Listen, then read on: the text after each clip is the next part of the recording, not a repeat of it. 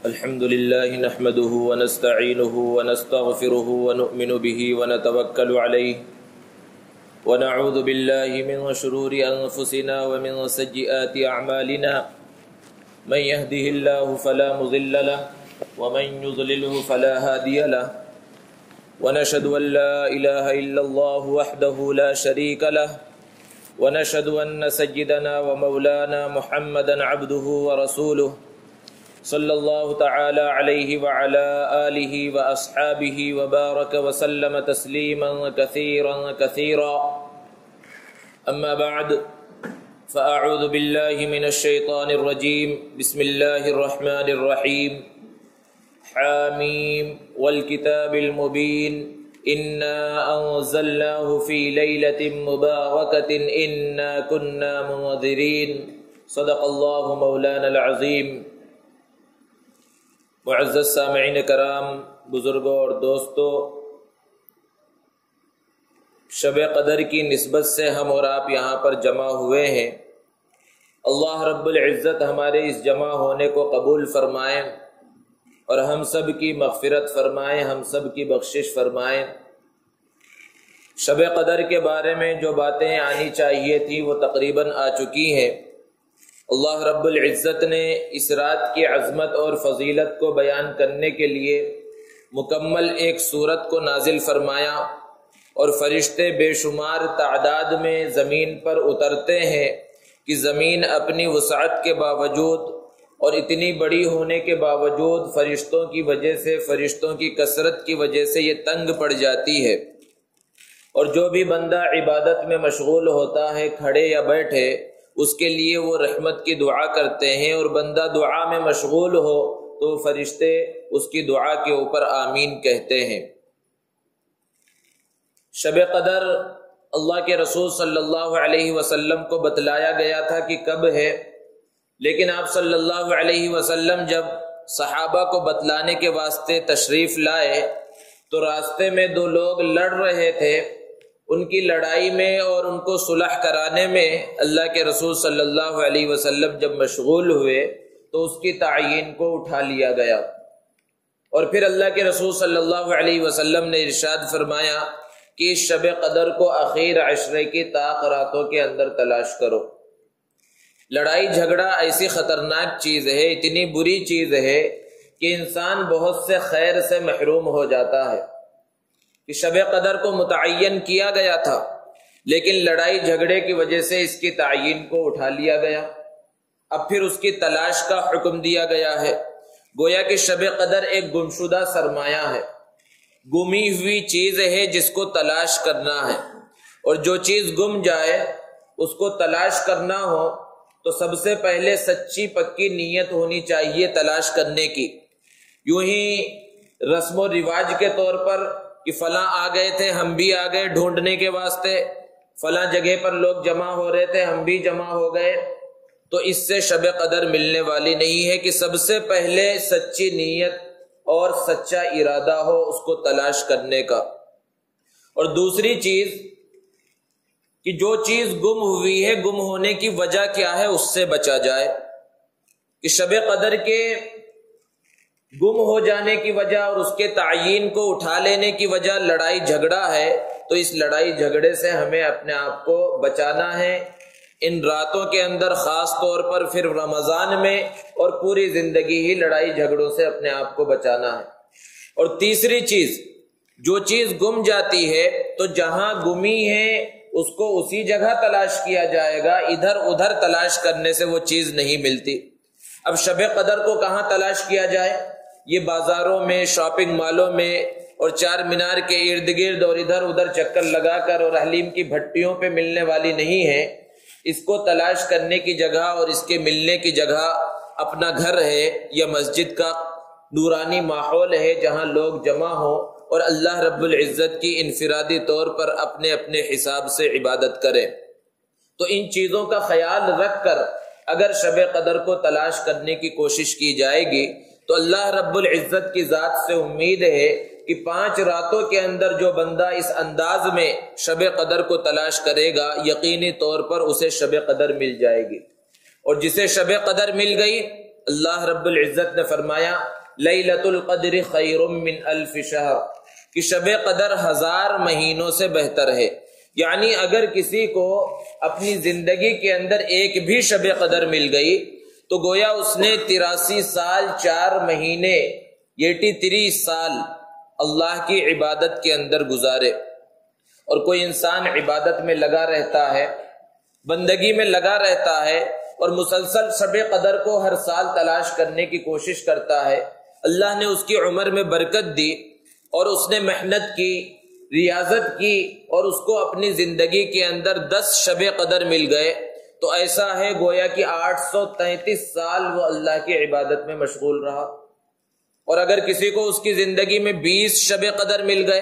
تو 1666 سال تک وہ اللہ کی عبادت کے اندر مشغول رہا. یہ صرف اور صرف اس امت محمدیہ کی خصوصیت ہے کہ کام تھوڑا کرو، عبادت تھوڑی کرو اور اجر اللہ رب العزت بے شمار عطا فرماتے ہیں. قرآن مجید میں اللہ رب العزت نے جہاں روزوں کی فرضیت کا تذکرہ فرمایا تو روزوں کی فرضیت کا مقصد بیان فرمایا لعلکم تتقون، تاکہ تمہارے اندر تقوی پیدا ہو جائے. تقوی کسے کہا جاتا ہے؟ تقوی کہا جاتا ہے اللہ کا ڈر، اللہ کا خوف. عام طور پر ہم اپنی روزمرہ کی زندگی میں ایک لفظ استعمال کرتے ہیں، بھئی فلاں بڑا دیندار ہے، بہت متقی ہے. اور ہم متقی کسے سمجھتے ہیں؟ جو 5 وقت کا نماز پڑھنے والا ہو، صف اول میں نماز پڑھتا ہو اور بظاہر دیندار نظر آ رہا ہو، اسے ہم جو ہے دیندار اور متقی سمجھتے ہیں. حالانکہ سب سے بڑا متقی وہ ہے جو سب سے زیادہ گناہوں سے بچنے والا ہو. تقوی کے معنی ہی ہے بچنا، اللہ کے ڈر اور اللہ کے خوف سے گناہوں کو چھوڑ دینا، یہی اصل تقوی ہے. ایک انسان خوب عبادتیں کر رہا ہے، نماز بھی پڑھ رہا ہے، روزہ بھی رکھ رہا ہے، زکوٰۃ بھی دے رہا ہے، حج بھی کر رہا ہے، نفلی صدقہ خیرات بھی کر رہا ہے اور جہاں جو کچھ ہو سکتا ہے کر رہا ہے، لیکن گناہوں سے اپنے آپ کو نہیں بچا رہا ہے، گناہوں والی زندگی ہے اس کی، تو پھر ان عبادات کا جو مقصد ہے اور ان عبادات کا جو اثر اس کی زندگی کے اوپر ظاہر ہونا چاہیے وہ ظاہر نہیں ہوگا. کہ نماز بھی پڑھ رہا ہے، سب کچھ کر رہا ہے، لیکن زندگی کے اندر چین و سکون نہیں ہے. وجہ یہ ہے کہ گناہ کر رہا ہے، گناہ کی وجہ سے ان عبادتوں کے جو اثرات ہیں، جو برکات ہیں، جو ثمرات ہیں، وہ ختم ہوتے جا رہے ہیں. ہماری عبادتوں کی مثال اس ٹنکی کی طرح ہے کہ ایک بڑی ٹنکی ہے جس میں خوب پریشر سے اوپر سے پانی ڈالا جا رہا ہے، خوب پانی ڈالا جا رہا ہے تو تھوڑی دیر کے اندر ٹنکی بھر جائے گی. لیکن اگر نیچے ایک نل لگا دیا جائے اور نل کو چالو کر دیا جائے تو اوپر سے چاہے جتنا پانی ڈالا جائے، تھوڑی دیر کے بعد اس نل سے وہ پانی ختم ہو جائے گا اور اس ٹنکی کے اندر پانی نہیں بچے گا. ہمارے اعمال کی، ہمارے عبادتوں کی مثال بالکل اسی ٹنکی کی طرح ہے کہ ہم خوب عبادتیں ٹنکی میں یعنی نام اعمال میں ڈال رہے ہیں. نماز بھی ہے، روزہ بھی ہے، زکوٰۃ بھی ہے، حج بھی ہے، صدقہ خیرات بھی ہے اور فلاں فلاں سب چیزیں ہیں، لیکن ہم نے نیچے سے گناہوں کے نل چالو کر دیے ہیں، گناہوں کے سوراخ ہم نے اس ٹنکی کے اندر نام اعمال میں کر دیے ہیں کہ اوپر سے ٹنکی میں عبادات ڈالی جا رہی ہیں، نماز کو ڈالا جا رہا ہے، زکوٰۃ، حج، ساری چیزیں ڈالی جا رہی ہیں، اور نیچے سے جو گناہوں کا سوراخ ہے اس سوراخ سے سب کچھ نکلتا چلا جا رہا ہے اور ہماری زندگیوں کے اندر ذرہ برابر تبدیلی نہیں ہو رہی ہے. اور ہم پریشان ہوتے ہیں کہ بھئی ہم تو نماز بھی پڑھ رہے ہیں، روزہ بھی رکھ رہے ہیں، اللہ سے مانگ بھی رہے ہیں، کیوں اللہ ہماری نہیں سنتا ہے؟ وجہ یہ ہے کہ نیچے سے ہم نے گناہوں کے سوراخ جاری کر دیے ہیں. علماء نے اور آسان انداز میں سمجھانے کے واسطے مثال کو بیان فرمایا کہ ایک آدمی اے سی خریدتا ہے تو اے سی خریدنے کا مقصد کیا ہے کہ وہ اپنے روم کو، اپنے کمرے کو ٹھنڈا کرے. تو اے سی جب کمرے کے اندر لگایا تو اس کا تقاضا یہ تھا کہ پہلے کھڑکیوں کو، دروازوں کو بند کر دیا جاتا، تب پھر وہ اے سی کام کرے گا اور اپنے مقصد کو پورا کرے گا، روم کو ٹھنڈا کرے گا. آپ نے قیمتی سے قیمتی اے سی خریدا اور کمرے میں لا کر لگا دیا اور اس کو چالو کر دیا اور کھڑکیاں اور دروازے کھول دیے اور پھر وہ کمرہ ٹھنڈا نہیں ہو رہا ہے اور آپ دکان پہ چلے گئے، کمپنی والوں کے پاس چلے گئے کہ ہم نے اتنا روپیہ خرچ کیا، اتنی قیمتی اے سی خریدی اور ہمارا کمرہ ٹھنڈا نہیں ہو رہا ہے. تو وہ آپ سے پوچھیں گے کہ آپ نے دروازے اور کھڑکیاں بند کی تھی یا نہیں کی تھی؟ اگر آپ کہیں کہ دروازے اور کھڑکیاں تو ہم نے بند نہیں کی تو آپ کو بے وقوف کہا جائے گا کہ یہ اے سی کام ہی اس وقت کرے گا جب آپ اس کے تقاضے کو، اس کے جو اصول ہیں ان اصول کو پورا کریں، دروازوں کو بند کریں، کھڑکیوں کو بند کریں تو یہ کمرے کو ٹھنڈا کرے گا۔ بالکل یہی حال ہے ہمارا کہ اگر ہم عبادتیں کریں اور خوب ریاضت کریں، خوب عبادت کریں، لیکن گناہوں کی کھڑکیوں کو جاری کر دیں، گناہوں کے دروازوں کو کھول دیں، تو ان عبادتوں کا جو اثر ظاہر ہونا چاہیے، جیسے کہ اے سی کا اثر ٹھنڈا ہونا ہے وہ ظاہر ہونا چاہیے تھا، وہ نہیں ٹھنڈا ہو رہا تھا، بالکل اسی طرح ہماری عبادتوں کا اثر ہماری زندگیوں کے اوپر بھی ظاہر نہیں ہوتا، نظر نہیں آتا، کیونکہ گناہ ہماری زندگیوں کے اندر بہت زیادہ ہے۔ بیماریاں جو انسان کو آتی ہیں، دو طرح کی بیماری ہوتی ہے، ایک ہی جسمانی بیماری، اور جسمانی بیماری جب ہو جاتی ہے تو انسان ڈاکٹر کے پاس جاتا ہے علاج کے واسطے اور ڈاکٹر کے مشوروں پر عمل کرتا ہے۔ اگر انسان جسمانی بیماری ہو جانے کے باوجود ڈاکٹر کے پاس نہ جائے، صحیح انداز میں علاج نہ کروائے، ڈاکٹر کے مشوروں کے مطابق عمل نہ کرے، تو یہ بیماری جو معمولی سی ہوتی ہے یہی مہلک بن جاتی ہے اور انسان کے موت کا سبب بھی بن جاتی ہے۔ اس کے علاوہ اور ایک بیماری ہے، وہ ہے روحانی بیماریاں، اندرونی بیماریاں، باطنی بیماریاں۔ اگر ان بیماریوں کا بھی علاج نہ کیا جائے تو پھر یہاں خطرہ صرف انسان کے جان جانے پر نہیں ہوتا بلکہ ایمان کا خطرہ ہو جاتا ہے، انسان آہستہ آہستہ اسلام سے دور چلا جاتا ہے۔ گناہ تو بہت سارے ہیں اور بڑے بڑے ہیں، بعض گناہ وہ ہیں جس کو ہر انسان گناہ سمجھتا ہے، قتل کرنا گناہ ہے، زنا کرنا گناہ ہے اور فلاں فلاں، ان کی مذمت، ان کی قباحت، ان کی برائی ہمارے ذہنوں کے اندر ہوتی ہے، لیکن بہت سارے گناہ ایسے ہیں جس کو ہم نے گناہوں کی فہرست سے نکال دیا ہے اور اس کو گناہ سمجھا ہی نہیں جاتا اور اس کے اندر انسان مبتلا رہتا ہے، جس کی وجہ سے اس کے اوپر ساری طرح کی پریشانیاں آتی رہتی ہیں۔ حالانکہ انسان کو گناہ کرتے وقت، کوئی بھی غلط کام کرتے وقت یہ خیال رکھنا چاہیے، یہ سوچنا چاہیے کہ ایک دن ہمیں مرنا ہے، اور موت کا جو مرحلہ ہے وہ معمولی مرحلہ نہیں ہے، موت کا مرحلہ بڑا نازک مرحلہ ہے، اور پھر موت کے بعد جو قبر کا مرحلہ ہے وہ اس سے زیادہ نازک مرحلہ ہے، پھر اس کے بعد حشر کا مرحلہ ہے، سوال جواب کا مرحلہ ہے، حساب کتاب کا مرحلہ ہے، پھر اس کے بعد آخر میں جنت یا جہنم کا مرحلہ ہے۔ ان سارے مراحل سے انسان کو گزرنا ہے، ہر ایک کو گزرنا ہے۔ ہمارے رشتہ داروں میں، دوست و احباب میں، عزیز و اقارب میں لوگوں کا انتقال ہوتا رہتا ہے، ہم اپنے ہاتھوں سے جنازے اٹھاتے ہیں اور قبرستان میں لے جاتے ہیں اور قبر کے اندر اپنے عزیزوں کو ڈال دیتے ہیں اور اوپر سے مٹی ڈال کر دعائیں کر کے واپس آ جاتے ہیں۔ کیا ہمارے کسی رشتہ دار نے، کسی دوست و احباب میں سے کسی نے، عزیز و اقارب میں سے کسی نے واپس جانے کے بعد،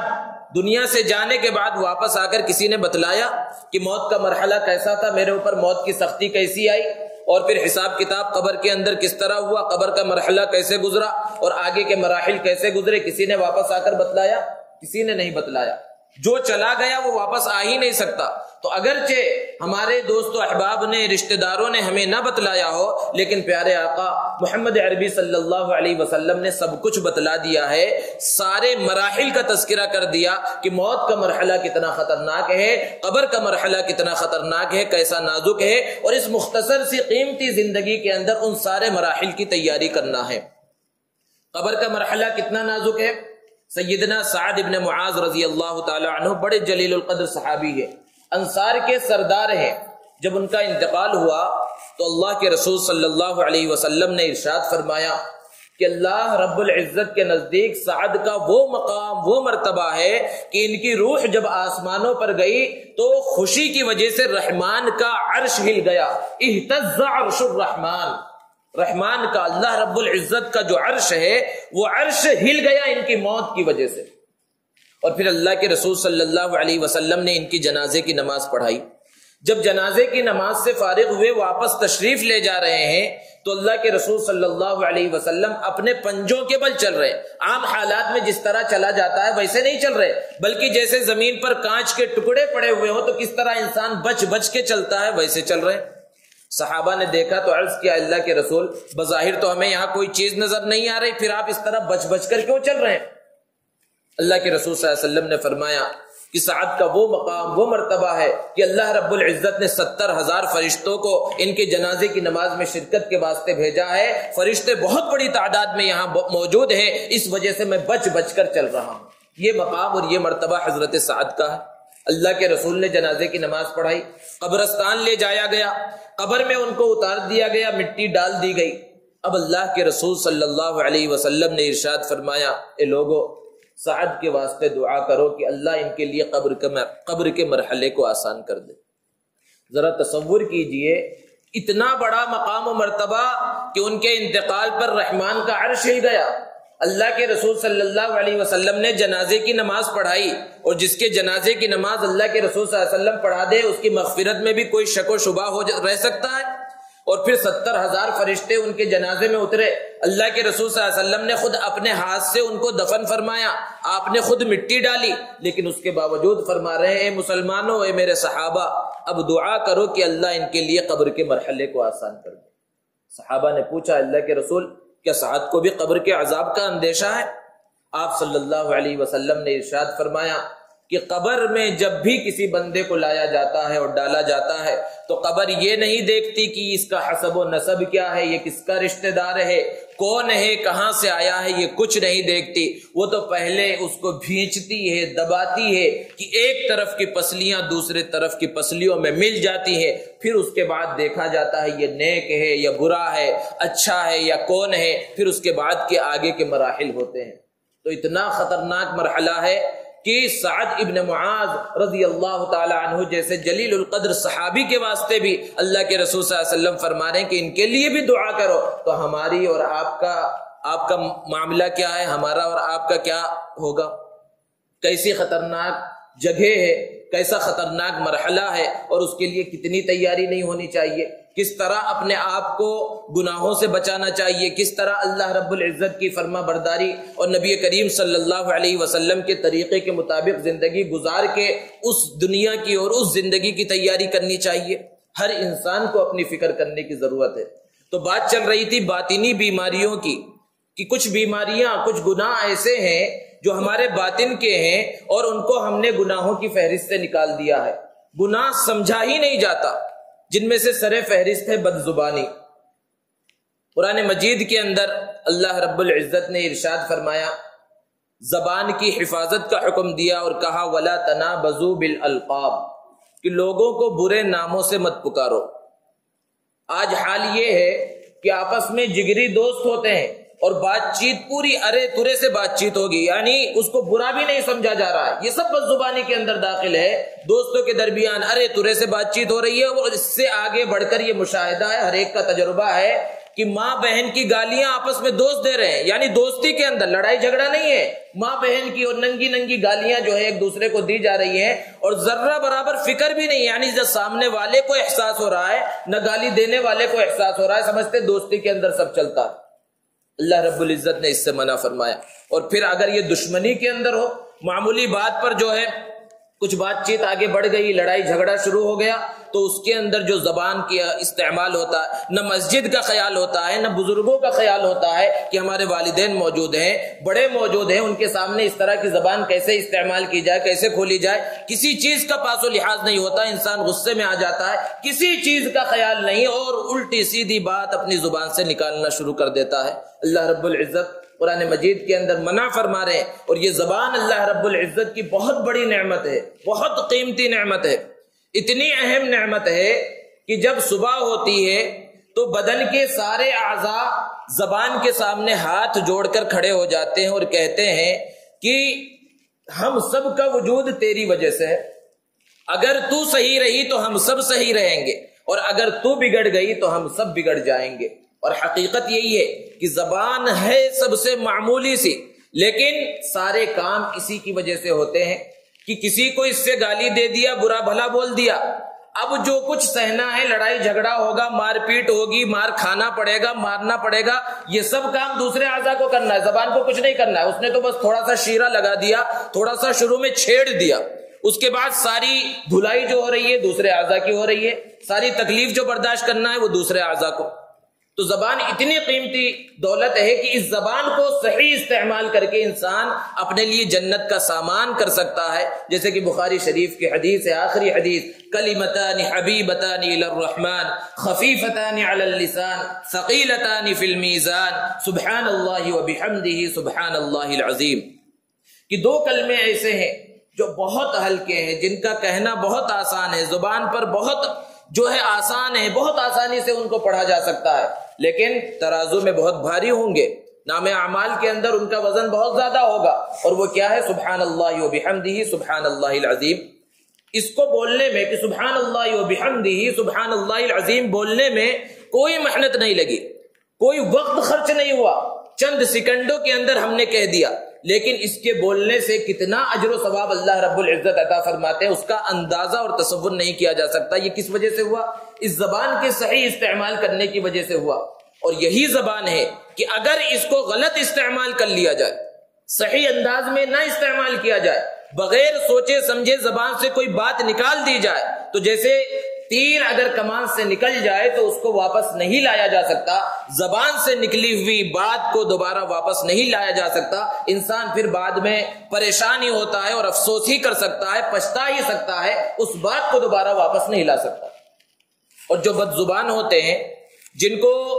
گالیاں دینے کی عادت ہوتی ہے، برا بھلا بولنے کی عادت ہوتی ہے، ہر ایک کو برے ناموں سے پکارتے ہیں، ہر ایک کے نام رکھ دیے جاتے ہیں، کسی کو گڈھا کہا جا رہا ہے، کسی کو کالا کہا جا رہا ہے، کسی کو کچھ کہا جا رہا ہے، یہ سب ناموں سے منع کیا گیا ہے، اس طرح کی باتوں سے. تو جو بد زبان ہوتے ہیں ان کے دوست اور احباب کا حلقہ بھی تنگ رہتا ہے. ان کے دوست نہیں ہوتے، ان سے ملنے جلنے والے نہیں ہوتے. کوئی بد زبان ہوتا ہے جس کے بارے میں مشہور ہو، یہ بات بات پہ گالی دیتا ہے، برا بھلا بولتا ہے، وہ اگر کسی گلی میں نظر آ رہا ہو اور چند لوگ کھڑے ہوئے ہوں تو فوراً ہٹ جاتے ہیں اور آپس میں بولتے ہیں بھائی چلو یہاں سے، وہ آ رہا ہے فلاں. اب وہ آئے گا تو اس سے الٹی سیدھی بات جو ہے سننا پڑے گا. تو لوگ اس کو دیکھ کر راستہ بدل لیتے ہیں. وجہ کیا ہے؟ صرف زبان کو استعمال نہیں کرتا صحیح انداز میں. تو بد زبانی یہ بہت بڑا گناہ ہے، اور جس سے بھی بد زبانی کی جائے، چھوٹوں سے کی جائے، بڑوں سے کی جائے، چاہے جس سے کی جائے، یہ بہت بڑا گناہ ہے. تو ایک ہے یہ بد زبانی جس کو گناہ ہی نہیں سمجھا جاتا، ہمیشہ ایک دوسرے کی عزتوں کا خیال نہیں، مرتبوں کا خیال نہیں، پاس و لحاظ نہیں، کسی چیز کا بس بات چیت کی جا رہی ہے، بد زبانی کی جا رہی ہے. اور دوسری چیز ہے بدگمانی، کہ کسی کے بارے میں بھی بدگمان ہو جا رہے ہیں. بدگمانی سے اللہ رب العزت نے قرآن مجید میں منع فرمایا، ارشاد فرمایا یا ایھا الذین آمنوا اجتنبوا کثیرا من الظن، کہ اے ایمان والو گمان سے بچو. بدگمانی نہیں کہا بلکہ صرف کہا گمان سے بچو. اور حدیث میں بھی اللہ کے رسول صلی اللہ علیہ وسلم نے ارشاد فرمایا ایاکم والظن، تم گمان سے بچو، فإن الظن اکذب الحدیث، کیونکہ گمان یہ سب سے بڑا جھوٹ ہے. گمان دو طرح کا ہو سکتا ہے، ایک اچھا گمان بھی ہو سکتا ہے، برا گمان بھی ہو سکتا ہے، لیکن نبی صلی اللہ علیہ وسلم نے مطلق گمان سے ہی بچنے کا حکم دیا. وجہ کیا ہے؟ کہ انسان کے ساتھ شیطان لگا ہوا ہے، اور شیطان سے زیادہ خطرناک اس کا نفس ہے جو اسے بہکاتا رہتا ہے، پریشان کرتا رہتا ہے. جیسے کہ ہمیں معلوم ہے اور ہم نے بارہا احادیث سنی، بیانوں میں سنا ہوگا کہ رمضان کے اندر شیاطین کو قید کر دیا جاتا ہے، یعنی شیاطین بند ہے بھی، پھر بھی گناہ ہو رہے ہیں، ہم اپنی آنکھوں سے دیکھ رہے ہیں. انسان اپنا محاسبہ کر سکتا ہے کہ گناہ پھر بھی ہو رہا ہے. اب سوال ہو سکتا ہے شیطان تو بند ہے، شیطان کو تو جکڑ دیا گیا ہے، پھر گناہ کیوں ہو رہے ہیں؟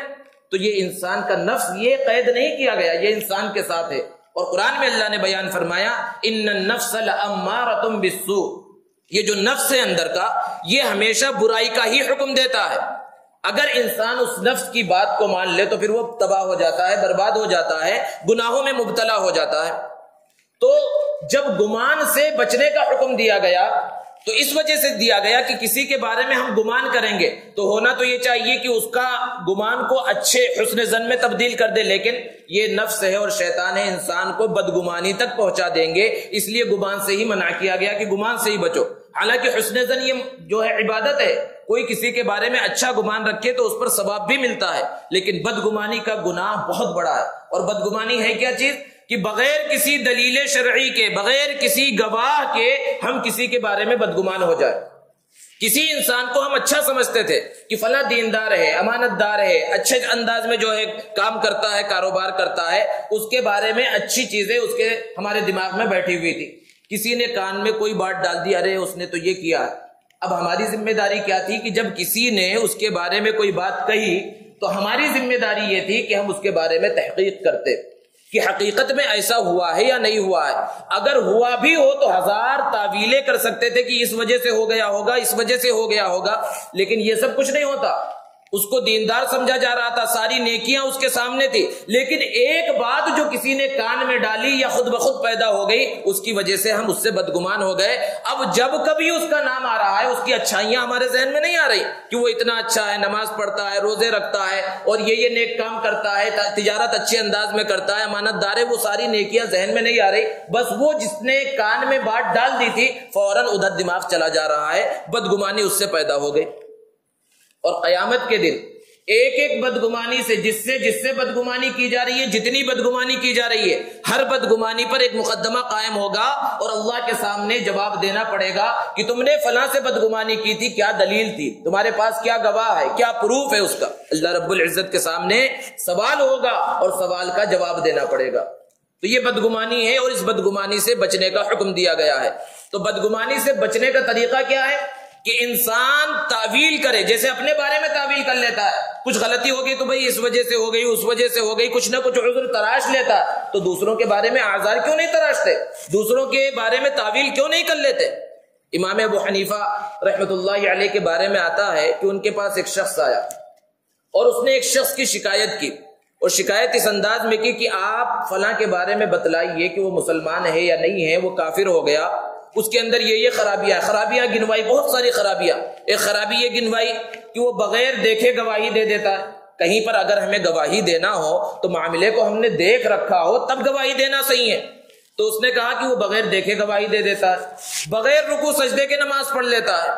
کبھی جنت مانگتا نہیں، جہنم سے پناہ نہیں چاہتا. اس طرح کی بہت سی باتیں، بہت سی شکایتیں حضرت امام ابو حنیفہ رحمۃ اللہ علیہ کے سامنے اس نے کی، اور پھر پوچھا آپ بتلائیے کہ وہ کافر ہے یا مسلمان ہے؟ امام ابو حنیفہ رحمۃ اللہ علیہ نے جواب دیا وہ تو پکا سچا مسلمان ہے.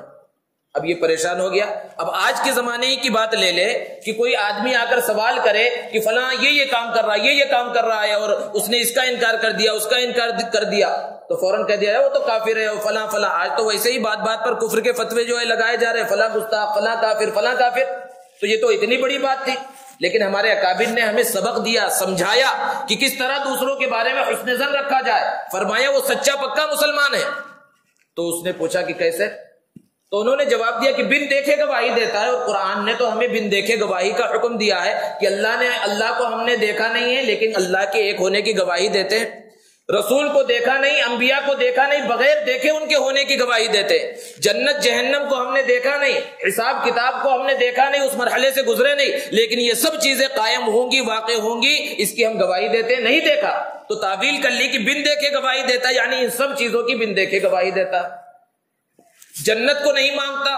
تو انہوں نے جواب دیا کہ وہ اللہ کی رضا کو اور اللہ کی خوشنودی کو اتنا مانگتا ہے کہ جنت تک پہنچتا ہی نہیں. اللہ کی رضا مل گئی تو جنت تو مل ہی جائے گی، جنت مانگنا کوئی ضروری نہیں ہے. اللہ کی رضا اتنا مانگتا ہے کہ جنت تک پہنچتا ہی نہیں،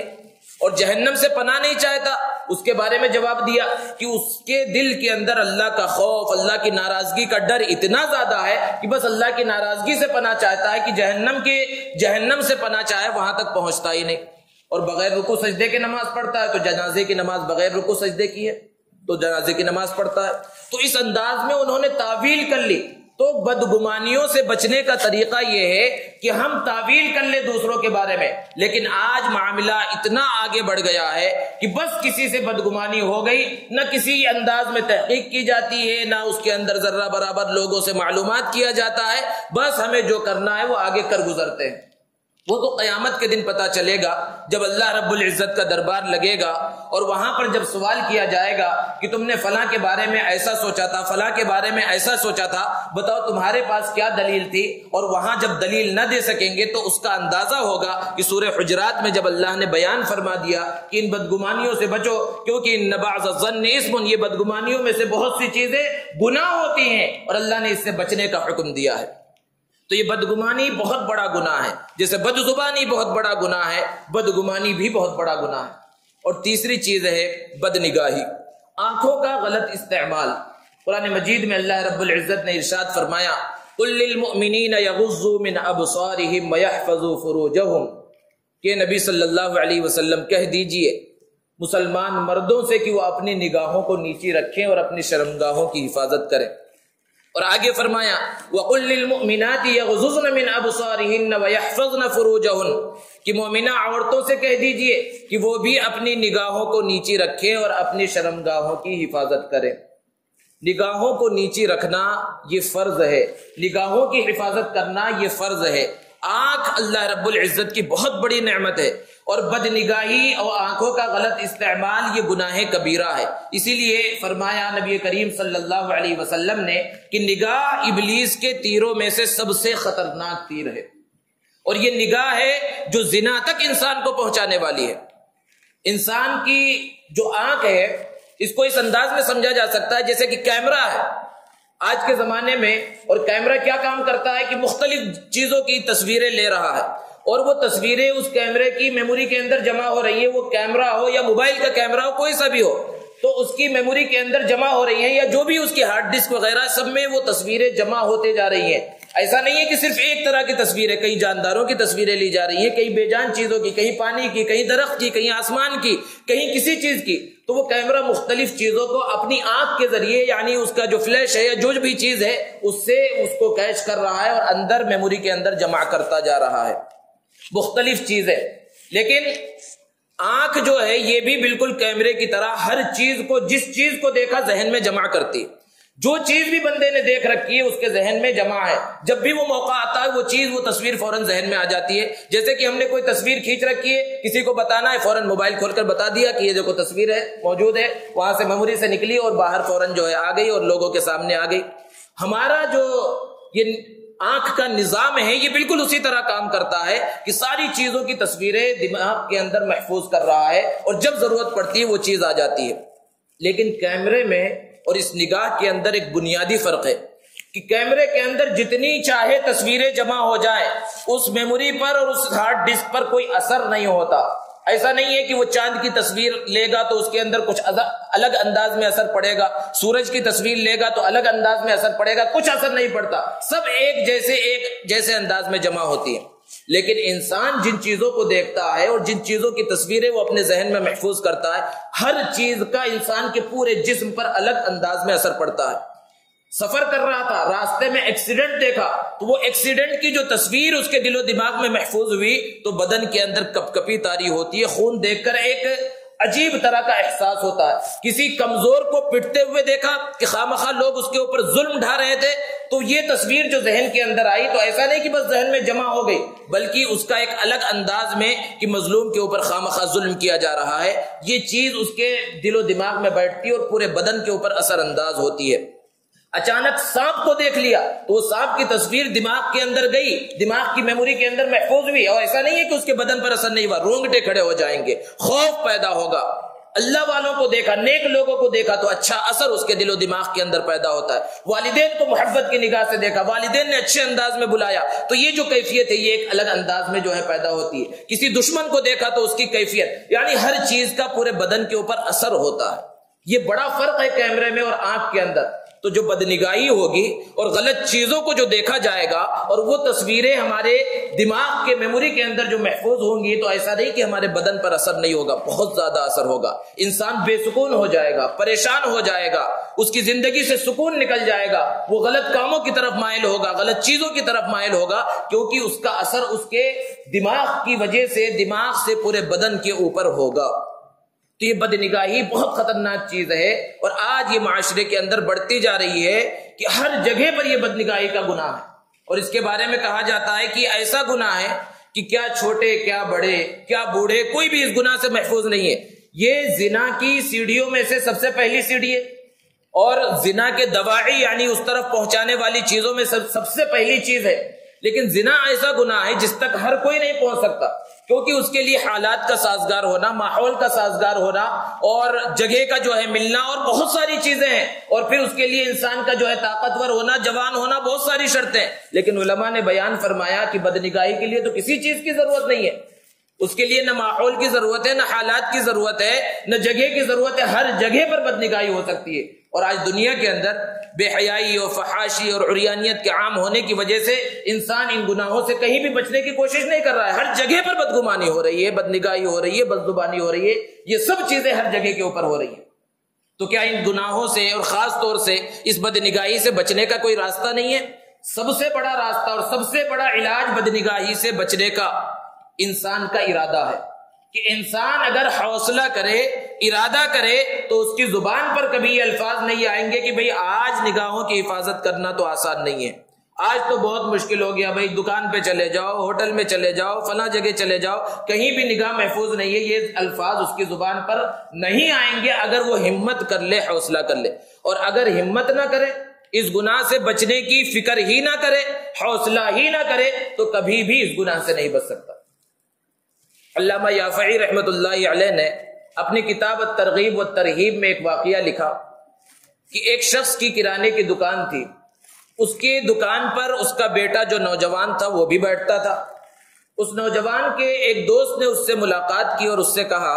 کہ ارے بھائی تم کتنے بے وقوف ہو کہ خواہ مخواہ تم اپنے کپڑے پر اور اپنے بدن پر عطر لگانے کے واسطے اتنا پیسہ خرچ کرتے ہو. کیوں اتنا پیسہ خرچ کرتے خوشبو کے واسطے؟ اپنی دیگر ضروریات پہ خرچ کر لیا کرو.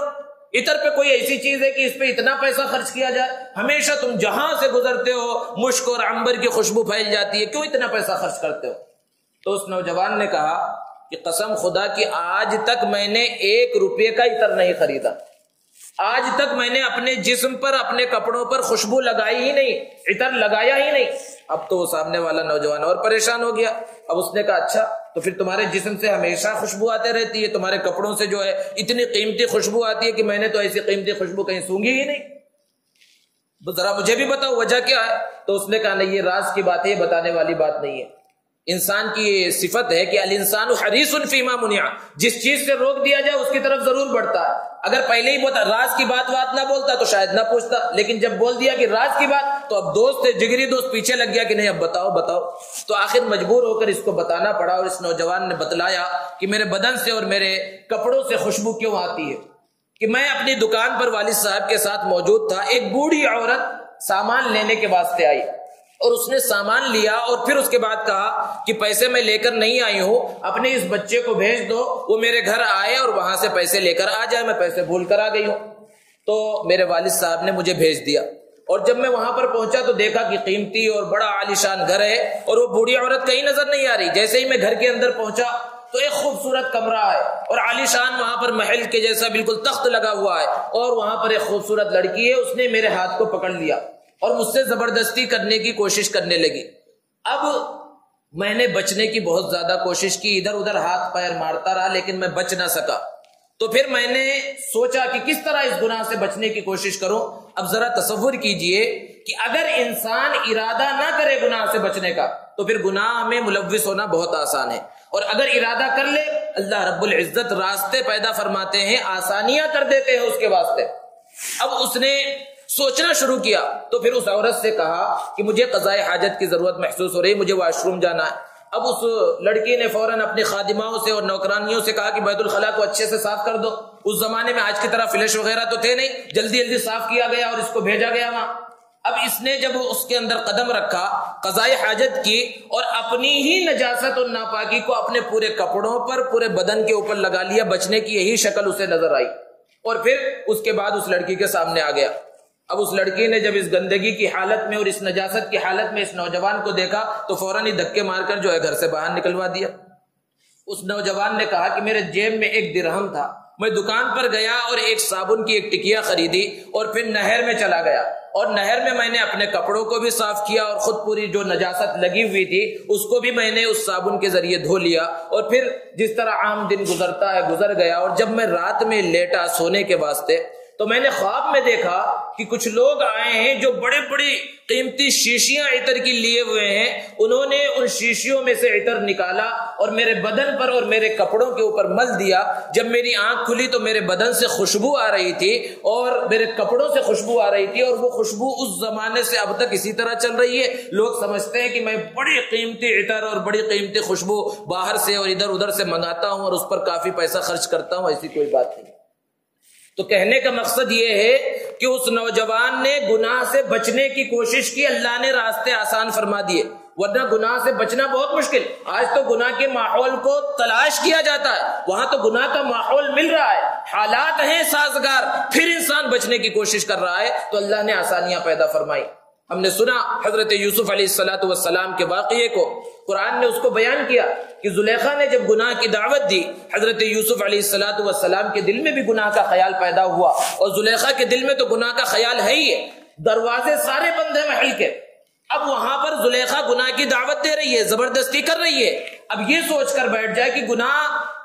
گناہ کا ماحول سازگار ہے اور دروازے بند ہے, بچنے کی کوئی جگہ نہیں ہے, بچنے کی کوشش ہی نہ کرے, تو انسان ضرور گناہ میں مبتلا ہو جائے گا. لیکن حضرت یوسف علیہ السلام کے واقعے کو اللہ نے قرآن میں بیان فرما کر یہ سبق دیا ہے کہ انسان اگر بچنے کی کوشش کرے اللہ کی مدد کیسے آتی ہے. گناہ سے بچنے کی فکر تو کرے, اللہ رب العزت کیسی مدد نازل فرماتے ہیں. سامنے دیکھ رہے دروازہ بند ہے, دروازے پر تالا لگا ہوا ہے, دروازے کے تالے کی چابی بھی نہیں ہے, لیکن پھر بھی دروازے کی طرف بھاگے, کیونکہ ان کے بس میں جتنا ہے اتنا کرنا ہے, باقی مدد جو آئے گی وہ اللہ کی طرف سے آئے گی. تو دروازے کی طرف بھاگے, تالا خود بخود کھل گیا اور حضرت یوسف علیہ السلام بچ گئے. یہ کیوں ہوا؟ کیونکہ انسان نے ہمت کی, ارادہ کیا.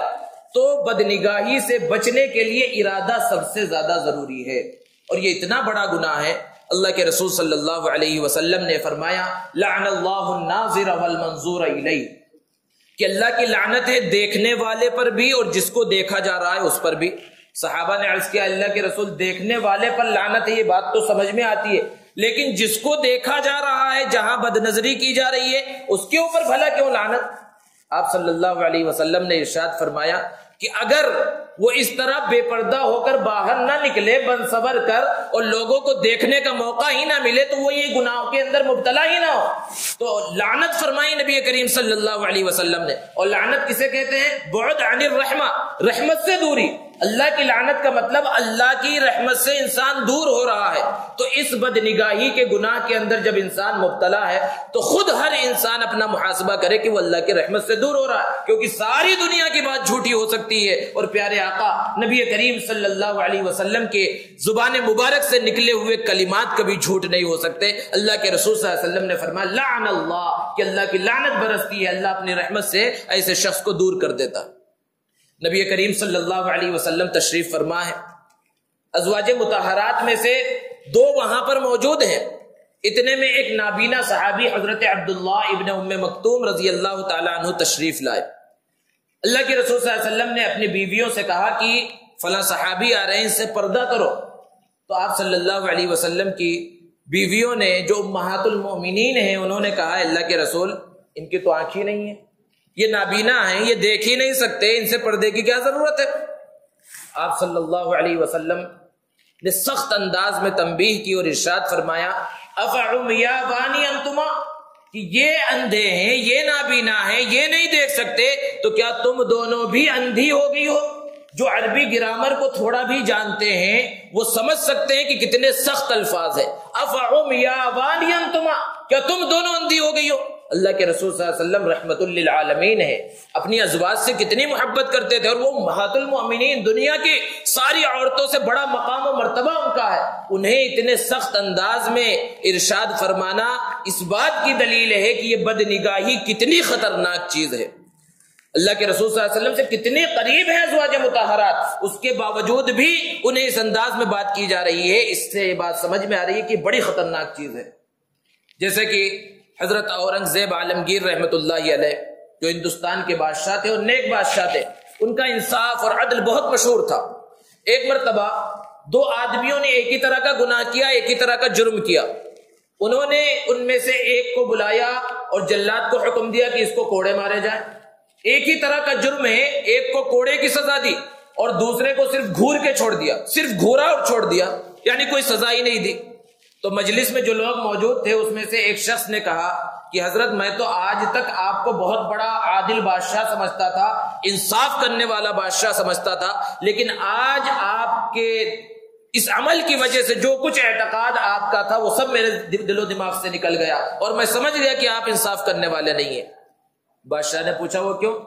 تو اس نے کہا کہ ایک طرح کا جرم, ایک ہی طرح کا گناہ اور سزائیں آپ نے دونوں کو الگ الگ دی, بلکہ ایک کو سزا ہی نہیں, صرف گھور کے چھوڑ دیا, اور دوسرے کو جو ہے کوڑے لگوائے.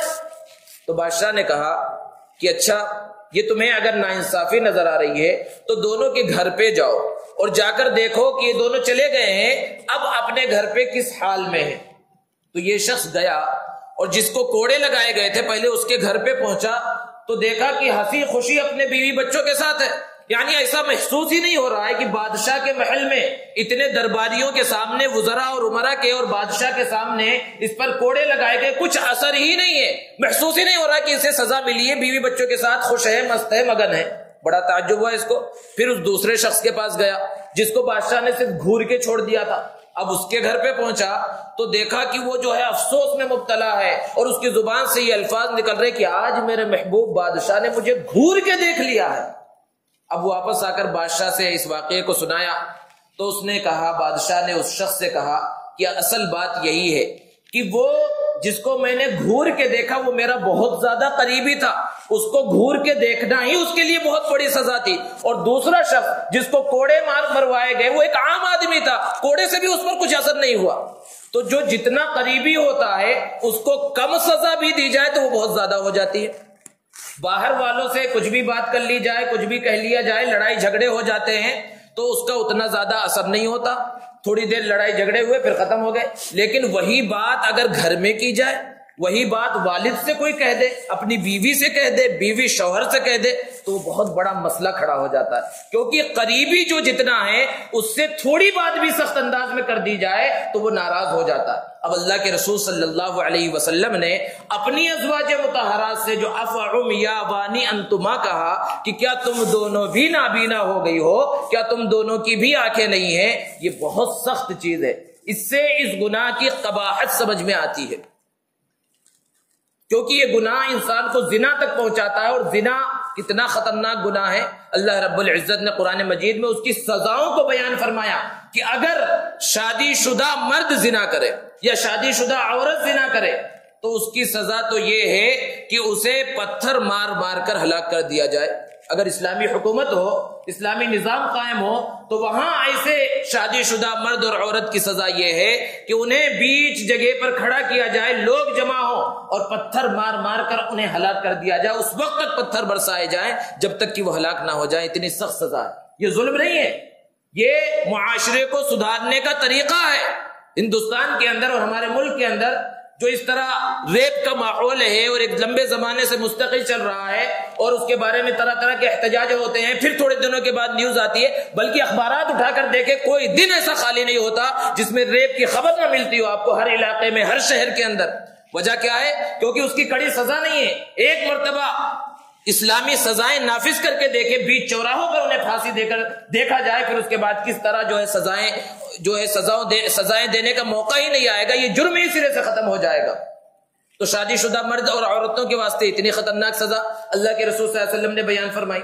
اور جو غیر شادی شدہ ہیں ان کے لیے کہ 100 کوڑے انہیں مارے جائیں گے، 100 کوڑے مارے جانے کے درمیان مر گئے تو مر گئے، اور اگر بچ گئے تو ان کی سزا پوری ہوگی اور دنیا کے اندر ان کا یہ کفارہ ہو گیا۔ اتنی خطرناک سزا اللہ رب العزت نے اس کے واسطے بیان فرمائی ہے۔ تو اس سے بچنا اور ان چیزوں تک جو بھی چیز پہنچانے والی ہے ان سب سے بچنا، یہ گناہوں سے بچنے کے اندر ہے، اور یہی تقویٰ ہے۔ اور اگر انسان بچ نہیں رہا ہے تو چاہے جتنا وہ عبادت کر رہا ہو، اس کی عبادت کا اثر اس کی زندگی کے اوپر ظاہر نہیں ہوگا، اور جو انوارات اور جو اللہ کی رحمتیں اور اللہ کی برکتیں نازل ہونی چاہیے اور جس سے معاشرے کے اندر نور محسوس ہونا چاہیے اور معاشرے میں سدھار محسوس ہونا چاہیے، وہ کبھی بھی محسوس نہیں ہوگا۔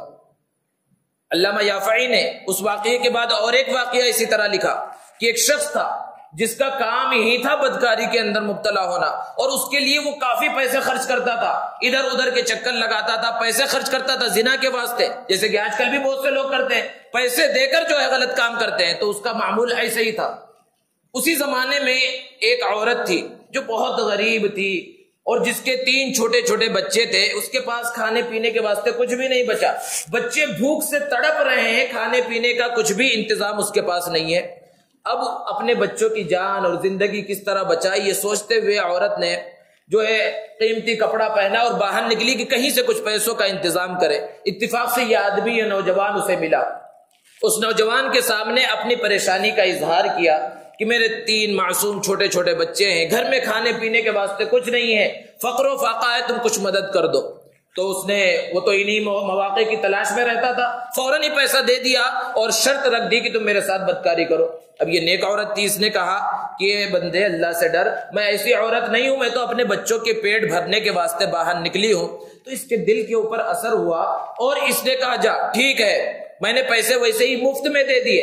انسان جب کوئی نیکی کرتا ہے اور خاص طور سے گناہ کر کر کے کوئی نیکی کرتا ہے، دلی سکون محسوس ہوتا ہے. اور اس کی عادت یہ تھی، اتنا بڑا گنہگار تھا کہ گناہ کرتا، فخریہ کرتا، اس کی والدہ روکتی تو بھی نہیں رکتا، اور ایک ڈائری بنا رکھی تھی، ڈائری میں اپنے گناہ لکھتا. جیسے کہ لوگ ڈائری بناتے ہیں اور اپنے اچھے کاموں کو ڈائری کے اندر درج کرتے ہیں، وہ اپنے گناہوں کو درج کرتا رہتا تھا کہ فلاں تاریخ کو یہ گناہ کیا، اس کے ساتھ مکالہ کیا، یہ سب لکھتا رہتا تھا. آج جب اس نے اچھا کام کیا اور اس عورت کو پیسے دے کر یوں ہی چھوڑ دیا، تو خوشی خوشی گھر آیا اور اپنی والدہ کے سامنے کہا آج میں نے یہ نیک کام کیا ہے. اس کی والدہ بہت خوش ہوئی اور اس نے کہا کہ جب بھی تو گناہ کر کے آتا تھا، بدکاری میں مبتلا ہو کے آتا تھا، تو پھر یہاں پر اپنی رجسٹر میں اور اپنی جو ہے ڈائری میں لکھتا تھا، آج اس نیک کام کو بھی اپنی ڈائری میں لکھ. اس نے ڈائری اٹھائی تو دیکھا ڈائری پوری بھری ہوئی ہے گناہوں سے، کوئی صفحہ خالی نہیں ہے، بھر چکی تھی وہ ڈائری. تو اس نے کہا اپنی والدہ سے کہ اس میں تو جگہ ہی نہیں ہے لکھنے کے واسطے، اس میں کوئی جگہ ہی نہیں ہے، کوئی جگہ نہیں بچی، گناہوں سے بھری پڑی ہے. تو اس کی والدہ نے کہا حاشیے میں لکھ دے، نیچے جو جگہ خالی ہوتی ہے، سائڈوں میں جو جگہ خالی ہوتی ہے اسے حاشیہ کہا جاتا ہے، وہاں لکھ دے کم سے کم.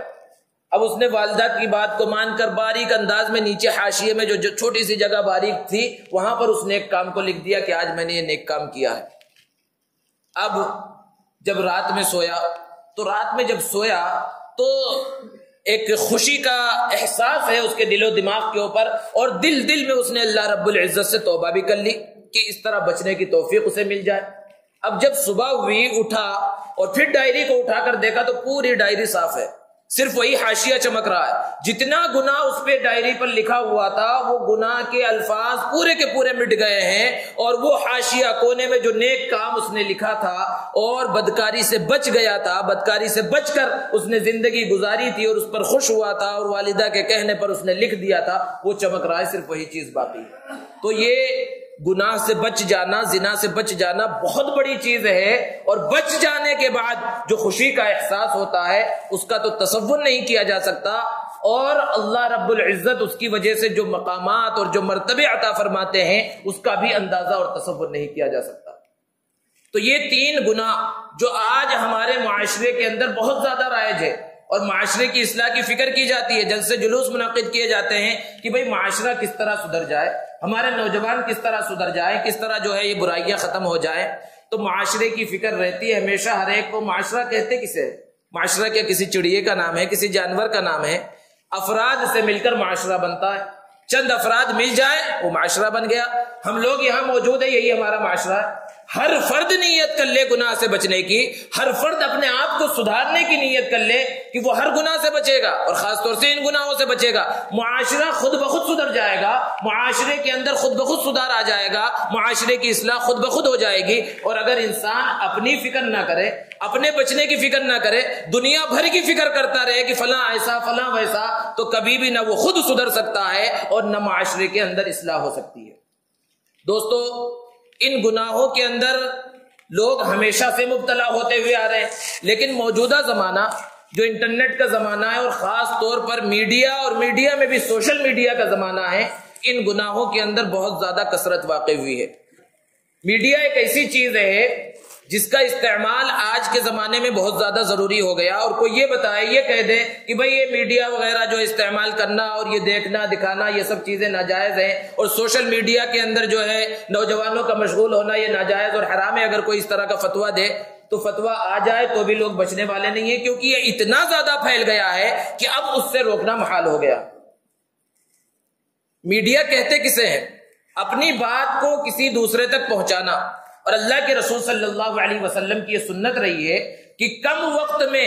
کوئی ایسا طریقہ اختیار کرنا جس سے زیادہ لوگوں تک بات پہنچ جائے، یہ اللہ کے رسول صلی اللہ علیہ وسلم کی سنت ہے. اور ابتدا سے لے کر اب تک اپنی بات پہنچانے کے 2 طریقے بڑے مشہور ہیں. ایک تو ہے زبان، کہ زبان کے ذریعے اپنی بات کی جائے، اور دوسرا ہے قلم انبیاء کرام علیہم نے لوگوں کے سامنے زبانی تخاطب کا طریقہ استعمال کیا کہ جب انہیں ذمہ داری دی گئی تو آ کر انہوں نے کہا انی لکم رسول امین، کہ میں امانت دار رسول بنا کر بھیجا گیا ہوں، فاتقوا اللہ، اللہ سے ڈرو، واطیعون، میری بات مان لو۔ یہی بات انبیاء آ کر کہتے تھے، اپنی زبان سے اپنی قوم کو سمجھاتے تھے۔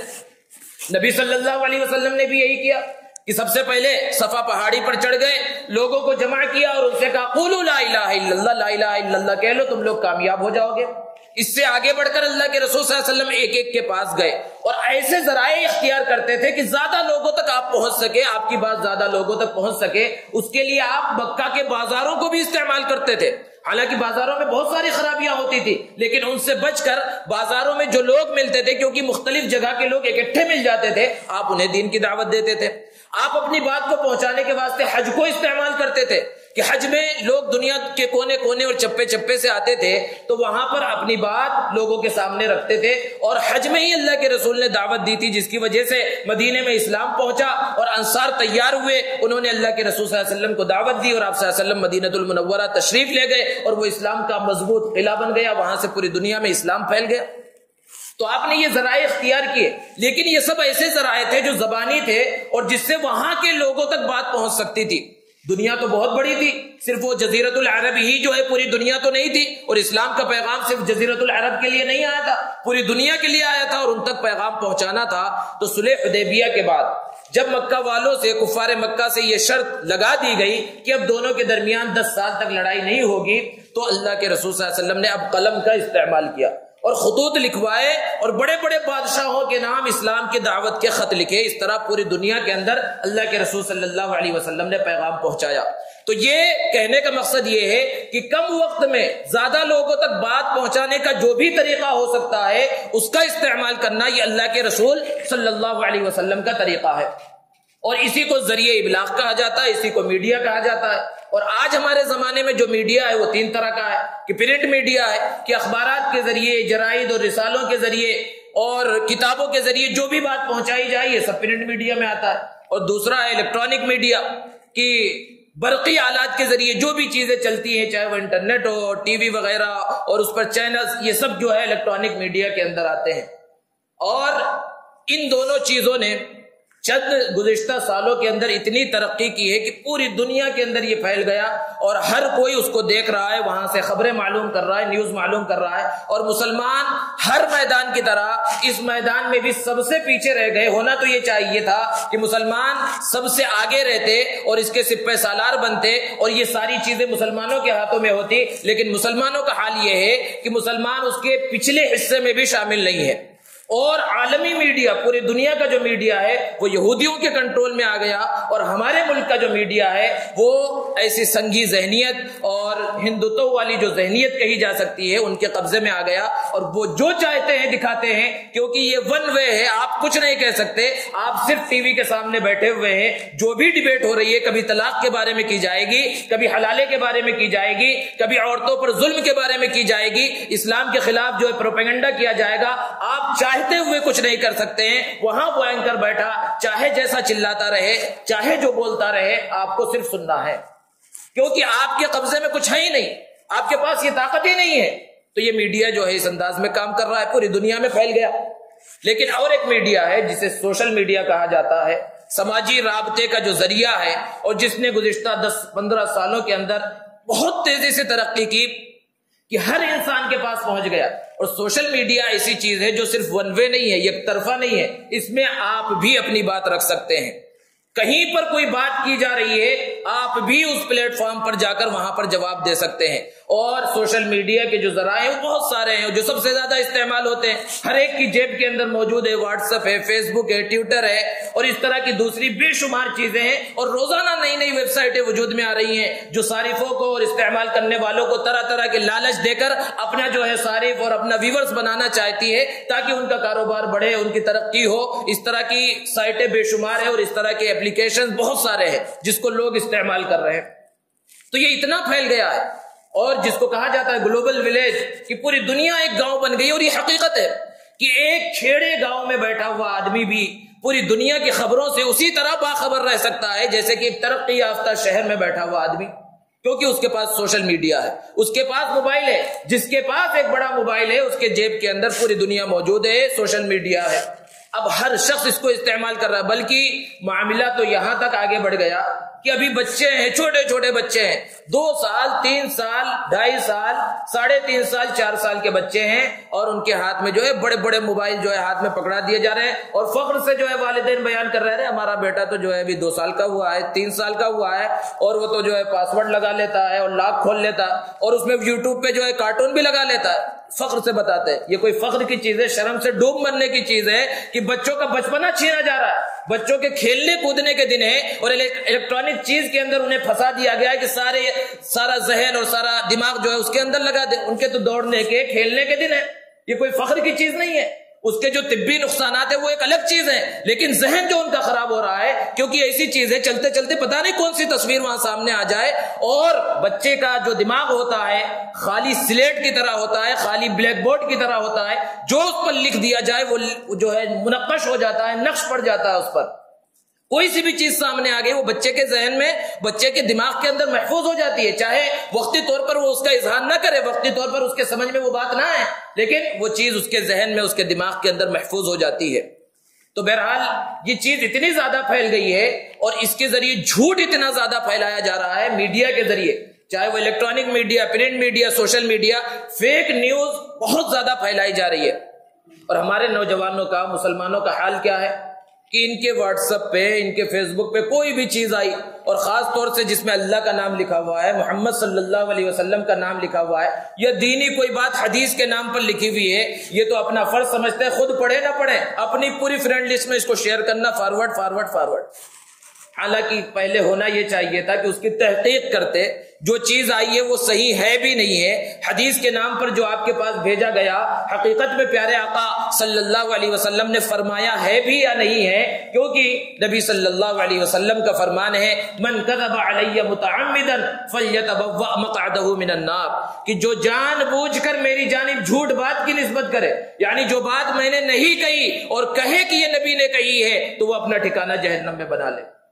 آج رجب سے جب سلسلہ شروع ہوتا ہے مبارکبادیوں کا کہ ابھی رجب نہیں آتا ہے، لوگ میسج بھیجنا شروع کر دیتے ہیں کہ جو رجب کی مبارکباد دے گا اس کے لیے جنت واجب ہو گئی، جو شعبان کی مبارکباد دے گا اس کے لیے جنت واجب، جو سب سے پہلے رمضان کی مبارکباد دے گا اس کے لیے جنت واجب ہو گئی. پوری احادیث کا ذخیرہ اٹھا کر دیکھ لیجئے، صرف کہنے سے کچھ نہیں ہوتا. کہیں پر بھی اللہ کے رسول صلی اللہ علیہ وسلم نے کسی بھی مہینے کی، کسی بھی دن کی مبارکبادی دینے سے جنت واجب ہونے کو نہیں بیان فرمایا. لیکن مسلمان سمجھتا ہے کہ جب حدیث لکھا ہوا ہے تو صحیح ہوگی، اور یوں بھیج دیتا ہے، اور نبی کریم صلی اللہ علیہ وسلم کی اس وعید کا مستحق بن جاتا ہے.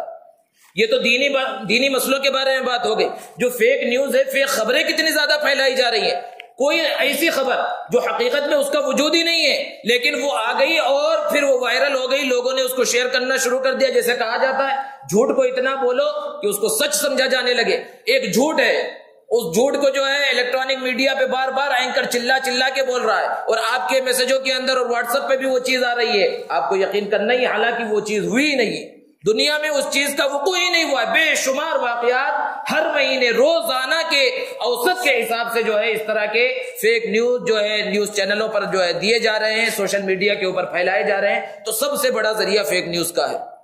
اور اسی طرح بدگمانیاں اور بد زبانیاں کتنی زیادہ ہو رہی ہیں. بدگمانی کے بارے میں تو اللہ کی پناہ، ایک تو ہے لوگوں سے بدگمانیاں، آپس میں ایک دوسرے سے بدگمانی ہو گئی، یہ تو ہے ہی ہے. لیکن اس سوشل میڈیا کے آنے کی وجہ سے بدگمانیاں، اسلام کے بارے میں بدگمانیاں پھیلائی جا رہی ہیں، اللہ رب العزت کی ذات کے بارے میں بدگمانیاں، نبی صلی اللہ علیہ وسلم کی ذات کے بارے میں بدگمانیاں. آپ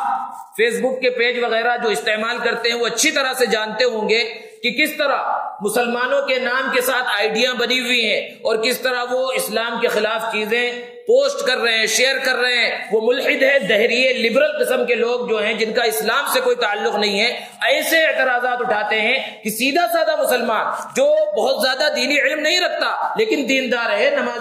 نمازی ہے، پرہیزگار ہے، لیکن دینی مسائل کا علم اسے نہیں ہے، وہ بھی جو ہے وہاں بدگمان ہو جاتا ہے اسلام کے بارے میں.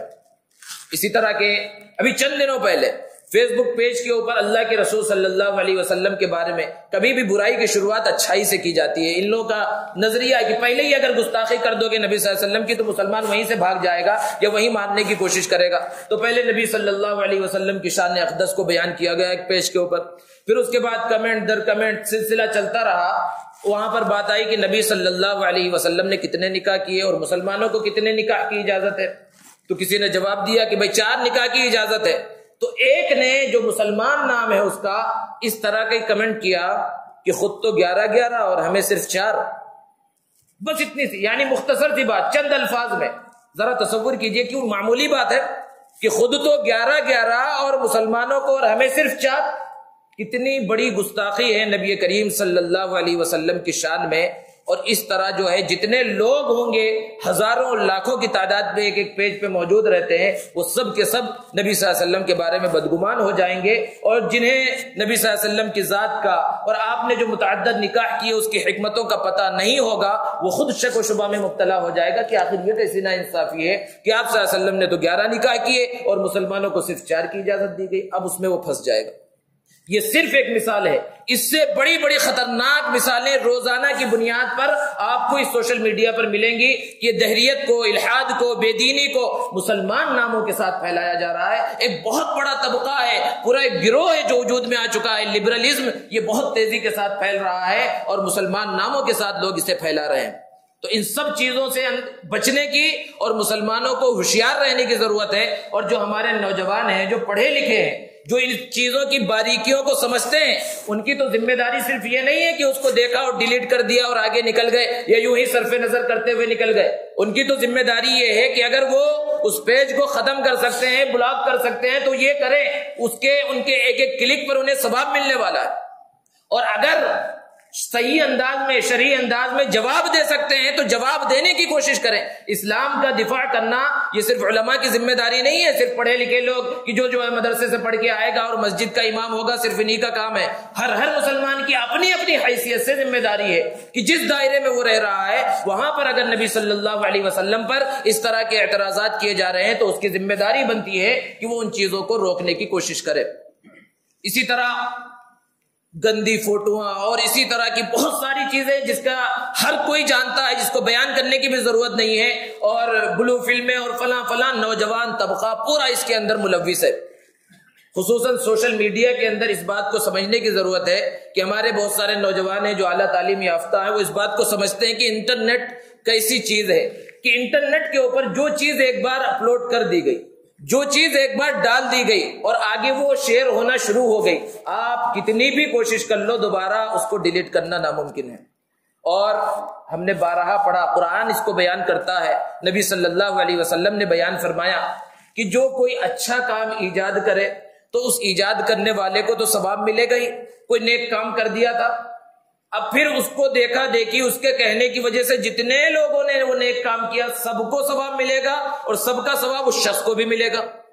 اس کے برخلاف کسی نے گناہ کا کام ایجاد کیا تو اس کو تو اس کا گناہ ملا ہی، جتنے لوگوں نے اس کی وجہ سے وہ گناہ کا کام کیا سب کو گناہ ملے گا اور اس شخص کو بھی گناہ ملے گا۔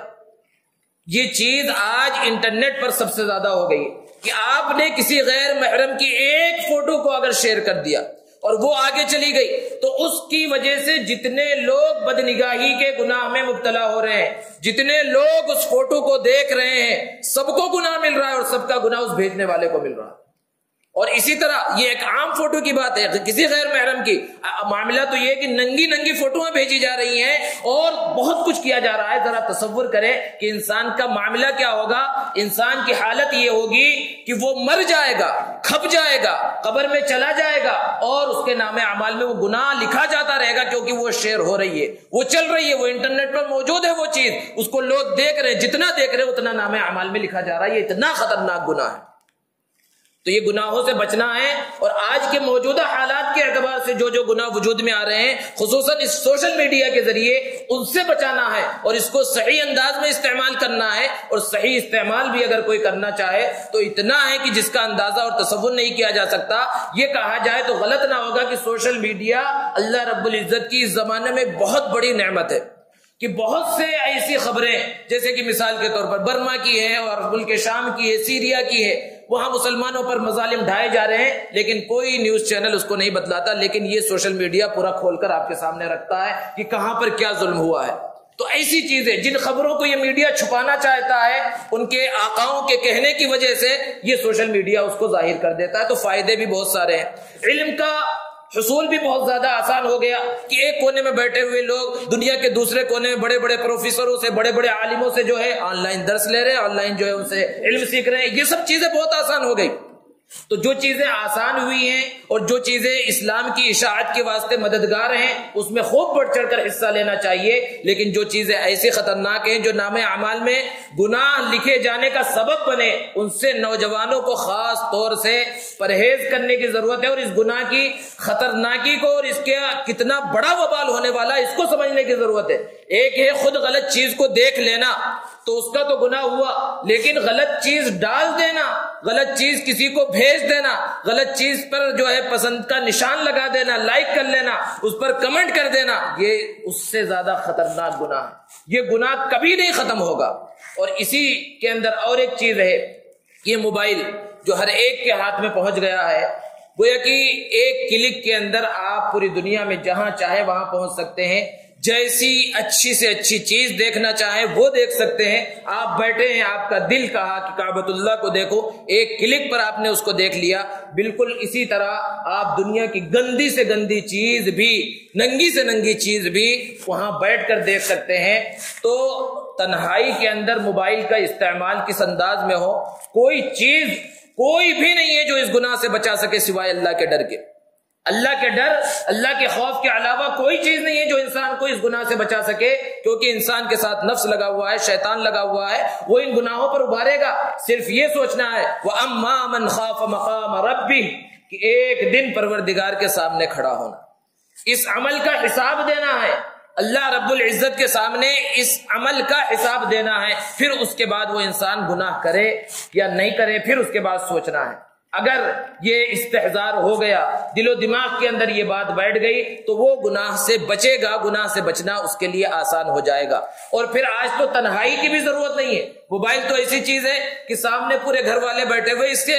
موبائل کے آ جانے کی وجہ سے اور سوشل میڈیا کے کثرت استعمال کی وجہ سے رشتہ داروں کے درمیان سے محبتیں ختم ہو جا رہی ہیں۔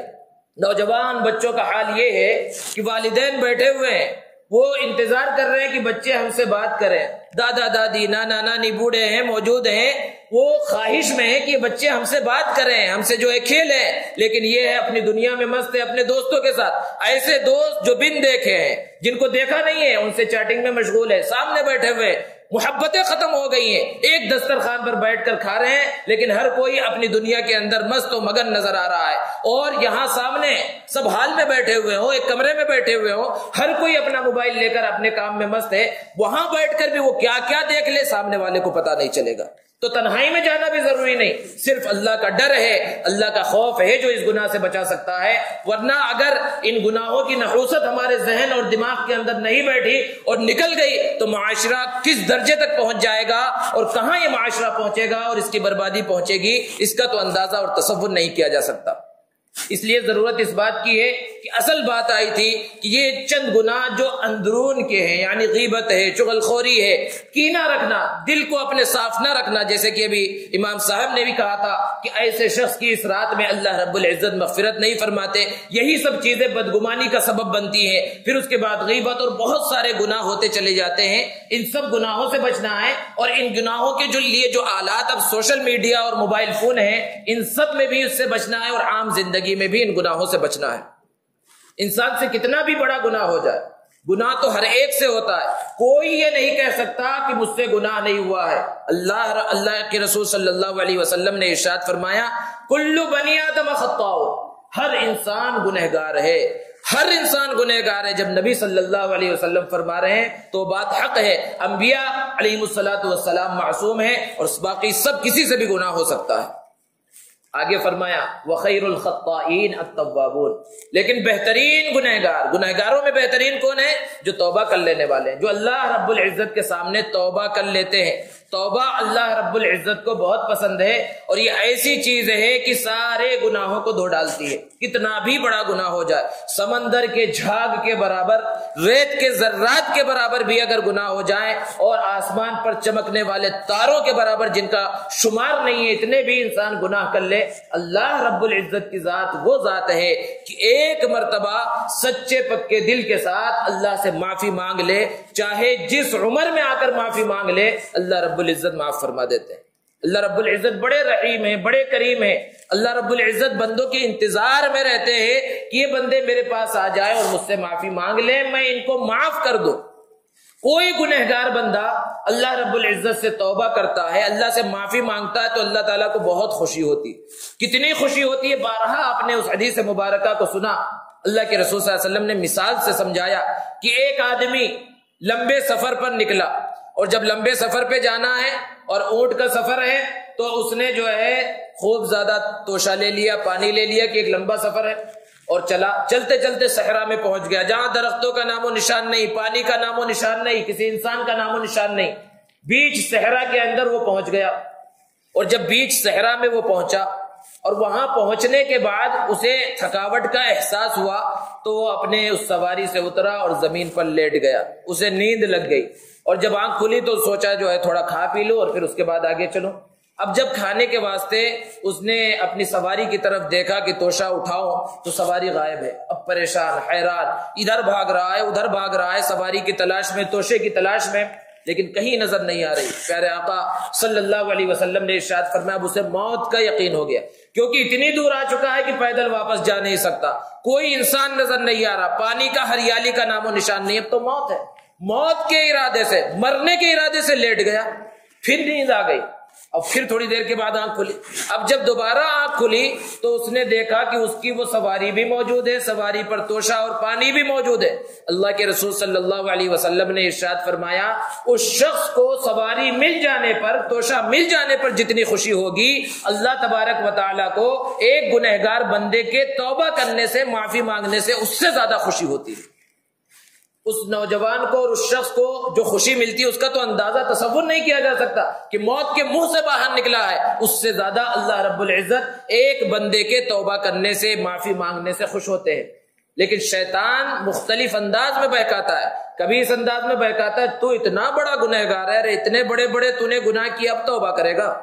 اب توبہ کرے گا۔ جیسے بولتے ہیں نا، 100 چوہے کھا کے جو ہے بلی حج کو چلی، جو محاورہ مشہور ہے، تو ایسے ہی یہ شیطان کا بہکا ہوا ہے، نفس کا بہکا ہوا ہے، کتنا بھی بڑا گناہ کر لے۔ بنی اسرائیل کے اس شخص کے واقعے کو ہم بار بار سنتے ہیں کہ 99 قتل کر لیے، توبہ کا ارادہ دل کے اندر پیدا ہوا، اور توبہ کے ارادے سے چلا، ایک عالم سے ملا اور پوچھا اس سے، اس زمانے کا عالم تھا، پڑھا لکھا جاہل جسے کہا جا سکتا ہے، اسے معلومات نہیں تھی، اللہ کے رحم اور کرم کو نہیں جانتا تھا۔ پوچھا 99 قتل، 99 قتل کر لیے ہیں، کیا میرے توبہ کی، میرے بچنے کی کوئی شکل ہے؟ اب اس کو جو ہے پتا نہیں تھا، اس نے کہا اتنا بڑا گناہ کر لیا ہے، اب تیری توبہ ہو سکتی ہے؟ اس نے اس کا بھی کام تمام کر دیا، 100 پورے کر لیے، لیکن دل کے اندر جو جذبہ گناہوں سے توبہ کا پیدا ہوا تھا وہ باقی رہا، پھر اسی ارادے سے چلتا رہا۔ اور ایک شخص سے ملاقات بھی، وہ اچھا پڑھا لکھا تھا، اس سے کہا کہ 99 قتل کیے تھے اور ایک تو بالکل تازہ تازہ ہے، 100 قتل کر کے آ رہا ہوں، کیا میری توبہ کی کوئی شکل ہے؟ تو اس نے کہا کہ چاہے جتنا گناہ کر لو، اللہ رب العزت کے سامنے توبہ کرو گی، اللہ توبہ قبول کرے گا، لیکن چونکہ تم گنہگاروں کی بستی میں رہتے ہو، گنہگاروں کی بستی سے آ رہے ہو، فلاں جگہ پر چلے جاؤ، نیک لوگوں کی بستی ہے، وہاں جا کر تم توبہ کر لو، اللہ تمہاری توبہ قبول کر لے گا۔ اس نے اس ارادے سے سفر کرنا شروع کیا، موت کا فرشتہ آ گیا۔ موت کا جب پیغام آ جاتا ہے تو ایک لمحہ نہ آگے نہ پیچھے، فرشتے نے روح قبض کر لیا۔ اب جنت کے فرشتے بھی آ گئے اور جہنم کے فرشتے بھی آ گئے، اور دونوں میں بحث و مباحثہ ہو رہا ہے۔ جنت کے فرشتے کہہ رہے ہیں، رحمت کے فرشتے کہہ رہے ہیں کہ اس کی روح کو ہم لے جائیں گے کیونکہ اس نے توبہ کا ارادہ کر لیا تھا، اور جہنم کے فرشتے کہہ رہے ہیں کہ نہیں، اس کی روح کو ہم لے جائیں گے کیونکہ یہ گنہگار مرا ہے، اس نے بھی توبہ نہیں کی ہے۔ اللہ رب العزت کا رحم اور کرم دیکھیے، حدیث کو اٹھا کر دیکھیے، اللہ رب العزت نے فیصلہ کیا کہ زمین کو ناپا جائے، اگر جس طرف سے آ رہا تھا، برے لوگوں کی بستی سے آ رہا تھا، اگر ادھر سے قریب ہے تو اسے جہنم کے فرشتے لے جائیں گے، اور اگر جہاں جا رہا تھا، جس ارادے سے جا رہا تھا، نیک لوگوں کی بستی کی طرف جا رہا تھا، اگر ادھر سے قریب ہے تو پھر اسے نیک فرشتے اور جنت کے فرشتے، رحمت کے فرشتے لے کر جائیں گے۔ روایتوں سے پتہ چلتا ہے کہ حقیقت میں ابھی اسی بستی سے قریب تھا جہاں سے آ رہا تھا، لیکن اللہ رب العزت کتنا رحیم ہے، بندوں پر کتنا رحم کرتا ہے۔ اللہ نے زمین کو حکم دیا، ادھر والی زمین کو حکم دیا تقربی، تو قریب ہو جا، اور ادھر والی زمین کو حکم دیا تباعدی، تو دور ہو جا۔ اللہ کے حکم کے محتاج ہیں سب کچھ۔ جب فرشتوں نے ناپا تو ادھر کی زمین قریب نکلی اور اللہ نے اسے معاف کر دیا۔ تو اللہ رب العزت تو بہانے ڈھونڈ ڈھونڈ کر بندوں کو معاف کرتا ہے۔ کوئی ہو تو جو اللہ رب العزت کے سامنے آئے اور سچی پکی توبہ کرے اور اللہ سے معافی مانگے۔ اللہ نے بیان فرمایا قرآن میں، یا ایھا الذین آمنوا توبوا الی اللہ توبۃ نصوحا، کہ ایمان والو اللہ کے سامنے سچی پکی توبہ کر لو، سچی پکی توبہ کر لو۔ دوسری جگہ پر بیان فرمایا، یدعوکم لیغفر لکم، اللہ تمہیں بلا رہا ہے، تمہیں دعوت دے رہا ہے تاکہ تمہارے گناہوں کو معاف کر دے۔ اور ایک جگہ پر فرمایا، یا عبادی الذین اسرفوا علی انفسہم لا تقنطوا من رحمت اللہ، کہ اے میرے وہ بندو جنہوں نے اپنے آپ پر بہت زیادہ ظلم کر لیا ہے، جنہوں نے بہت زیادہ گناہ کر لیے ہیں، لا تقنطوا من رحمت اللہ، اللہ کی رحمت سے نا امید مت ہو، ان اللہ یغفر الذنوب جميعا، اللہ تمہارے سارے گناہوں کو معاف کر دے گا، انہ هو الغفور الرحیم، بے شک وہ بڑا معاف کرنے والا، رحم کرنے والا ہے۔ یہ رمضان کا مہینہ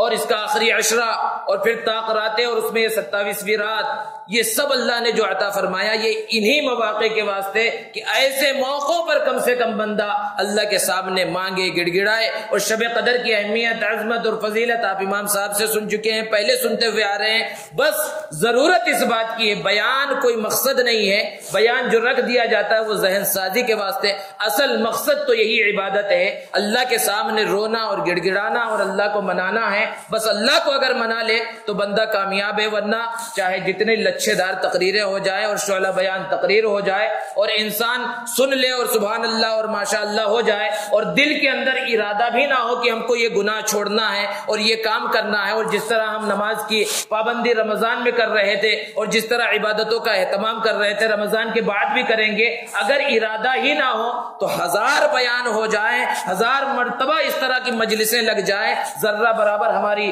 زندگیوں کے اندر تبدیلی نہیں آئے گی۔ تبدیلی تو اس وقت آئے گی جب خود ہم ارادہ کر لیں، بدلنے کا پختہ عہد کر لیں اور اللہ رب العزت کے سامنے توبہ کر لیں اور آئندہ نہ کرنے کا پختہ ارادہ کر لیں، تو انشاءاللہ ہماری زندگیوں کے اندر تبدیلی آئے گی، اور پھر جو نئی نسل سامنے نظر آئے گی ان کی اصلاح ہوگی، معاشرے کی اصلاح ہوگی۔ اللہ رب العزت سے دعا ہے کہ اللہ تبارک و تعالی ہمیں صحیح انداز میں عمل کرنے کی توفیق عطا فرمائے۔ رمضان کے اندر جو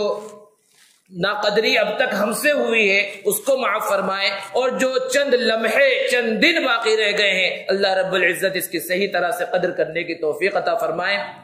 آخری بات یہ ہے کہ جس سے جو عبادت ہو سکے،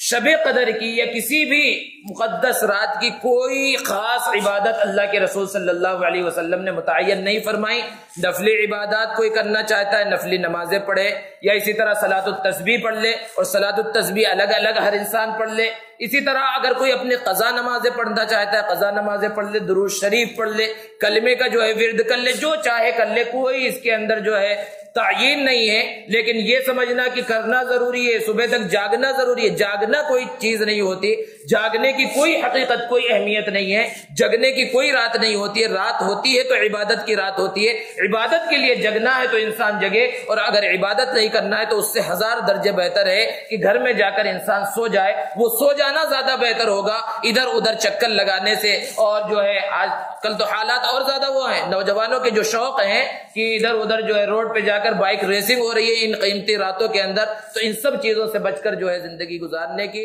اور ان قیمتی اوقات کو جو ہے